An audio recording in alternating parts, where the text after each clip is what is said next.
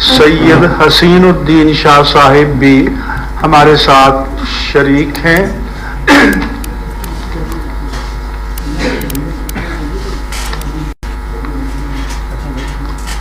اس وقت ملک میں جو صورتحال درپیش ہے اور جس کرب سے ہمارا ملک گزشتہ چند دن سے گزر رہا ہے، ہماری نظر میں موجودہ صورتحال کے ذمہ دار تحریک لبیک پاکستان سے معاہدہ کرنے والے وفاقی وزراء ہیں۔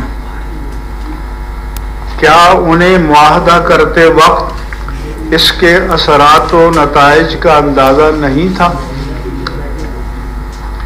کیا انہوں نے معاہدہ کرنے کے بعد تحریک لبیک کی قیادت کو کسی مناسب حل تک آنے کے لیے آمادہ کیا؟ معاہدے میں حکومت نے یہ ذمہ داری قبول کی کہ وہ اس مسئلے کو پارلیمنٹ میں پیش کریں گے۔ اگر حکومت میں باقاعدہ سرکاری قرارداد پیش کرنے کی ہمت نہیں تھی تو کیا ایک درمیانی راستہ یہ نہیں نکل سکتا تھا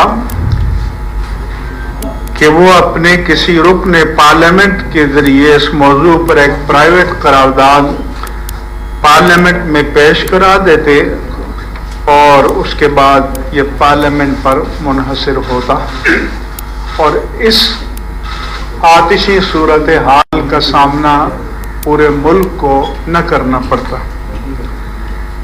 لبیک یا رسول اللہ کا نعرہ لگانے والوں پر براہ راست نشانہ لگا کر گولیاں چلائی گئیں۔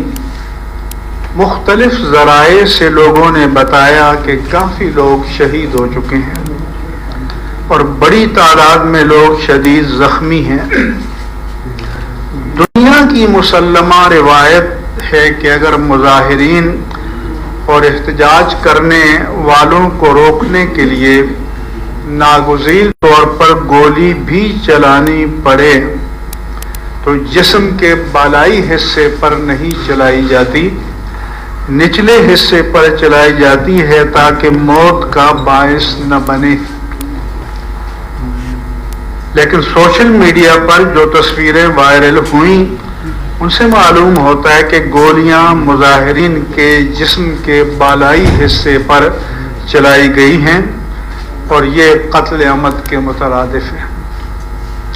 جس کے حکم پر گولیاں چلی ہیں اور جنہوں نے چلائی ہیں یہ سب اللہ تعالیٰ کی عدالت میں جواب دہ ہوں گے۔ ہم شہداء کے خاندانوں کو صبر کی تلقین کرتے ہیں اور جو پولیس کے افراد اپنی ڈیوٹی انجام دیتے ہوئے جاں بحق ہوئے ان کے لواحقین سے بھی ہمدردی کا اظہار کرتے ہیں۔ وہ بھی پاکستانی ہیں، ہم بھی پاکستانی ہیں اور پاکستانی کوئی بھی ہو کسی کی جان بغیر کسی جواز کے تلف کرنے کی اسلام میں کوئی گنجائش نہیں ہے۔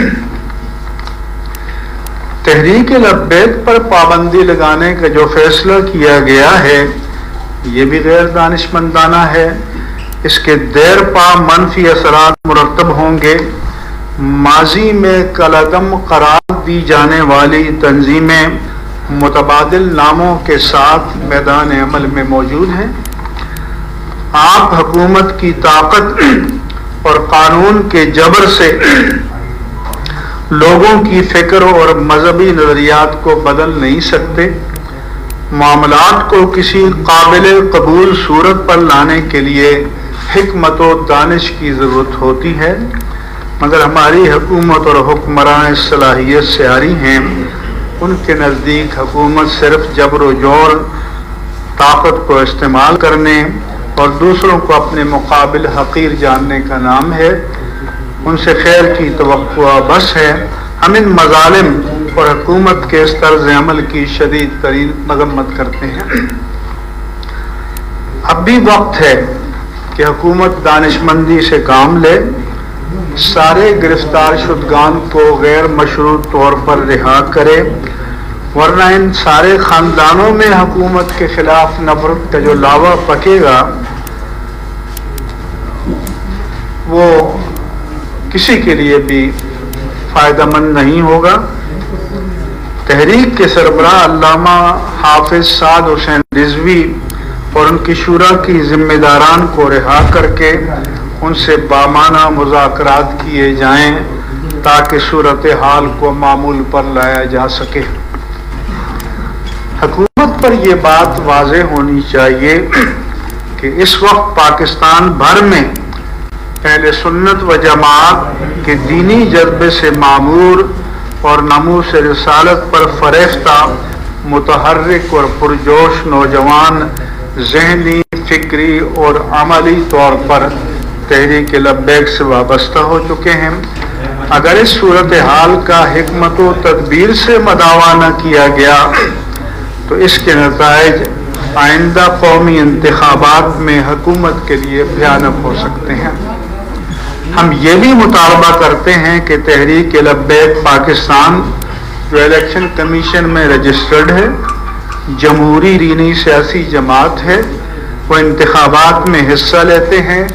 اس کا مطلب یہ ہے کہ وہ ملک کے آئین و قانون کے وفادار ہیں، اس لیے ان پر پابندی کا فیصلہ بلا تاخیر واپس لیا جائے۔ ہم خطبائے کرام سے اپیل کرتے ہیں کہ جمعۃ المبارک کے خطابات میں شہدائے ناموس رسالت کی بلندی درجات اور زخمیوں کی جلد صحتیابی کے لیے دعا کریں۔ تحریک لبیک کے ستم رسیدہ گرفتار کارکنان کی رہائی کے لیے دعا کریں اور ان کے ساتھ اظہار یکجہتی کریں، ان کے جذبات کو حوصلہ دیں اور ٹھنڈا رکھیں۔ یہ ملک ہمارا ہے، اس کا امن اور سلامتی ہم سب کو عزیز ہے۔ کسی بھی احتجاج میں سرکاری اور نجی املاک کو نشانہ نہیں بنانا چاہیے، یہ فعل شرعاً جائز نہیں ہے۔ حکمران دوسروں پر فتوے صادر کرنے سے پہلے اپنے ماضی کے کردار اور ایسے ہی باغیانہ اقوال و افعال کا جائزہ لیں۔ کیا کبھی انہوں نے خود اعتراف جرم کر کے اپنے آپ کو قانون کے سامنے پیش کیا ہے؟ کیا قانون صرف کمزور کے لیے ہوتا ہے؟ طاقتور اور صاحب اقتدار قانون سے بالاتر ہوتے ہیں۔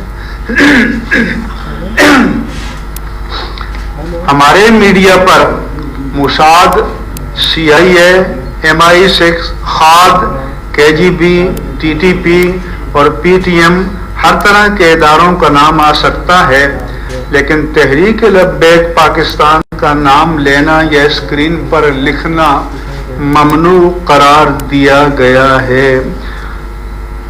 اس لیے ایک مذہبی تنظیم لکھا جاتا ہے، یہ ہمارا آزاد میڈیا ہے۔ ظاہر ہے اس میں غیبی ہدایات اور دینی طبقات کے ساتھ ان لبرل اداروں کی اپنی عصبیتیں اور نفرتیں بھی شامل ہیں۔ ماضی قریب میں چشم فلک نے یہ بھی دیکھا کہ 20-30 افراد دھرنا دے کر کسی شاہراہ کو بلاک کر دیا اور سیکیورٹی کے اداروں نے اپنی گاڑیاں کھڑی کر کے اس ناکہ بندی کو تقویت دی۔ تب نہ قومی اور ملکی مفاد مجروح ہوا، نہ ایمبولینسوں کی دہائی دی گئی، نہ یہ کہا گیا کہ لوگوں کو مشکلات پیش آ رہی ہیں۔ اس سے ریاست و حکومت اور میڈیا کی عصبیت کا ہر کوئی اندازہ لگا سکتا ہے۔ اگر حکومت حالات کو بہتر بنانے میں سنجیدہ ہے تو تحریک لبیک پاکستان کے سربراہ علامہ حافظ سعد حسین رضوی اور ان کی شورا کے ارکان کو رہا کرے تاکہ وہ اپنی شورا سے مشاورت سے حالات کو کنٹرول کریں۔ نیز ہم ان کی رہائی کے بعد ان سے اپیل کریں گے کہ زیر تصفیہ معاملات کو عید الفطر کے بعد تک مؤخر کریں اور تمام اسیر کارکنان کو فوری رہا کیا جائے۔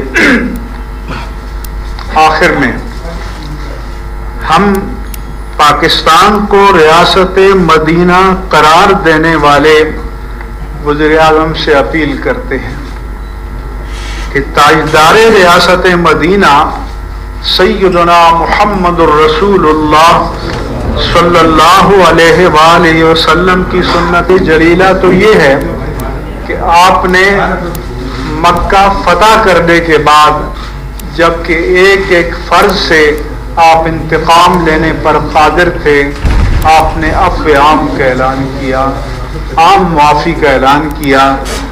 تو کیا یہ لفظی ریاست مدینہ ہے یا اس میں ریاست مدینہ کی کوئی معنویت بھی ہے؟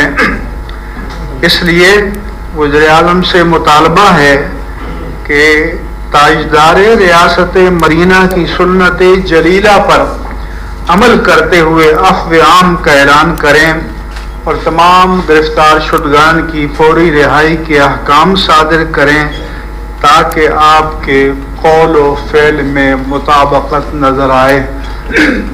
میں ایک بار پھر کہوں گا کہ ریاست و حکومت کی طاقت کا ہم سب کو پتہ ہے،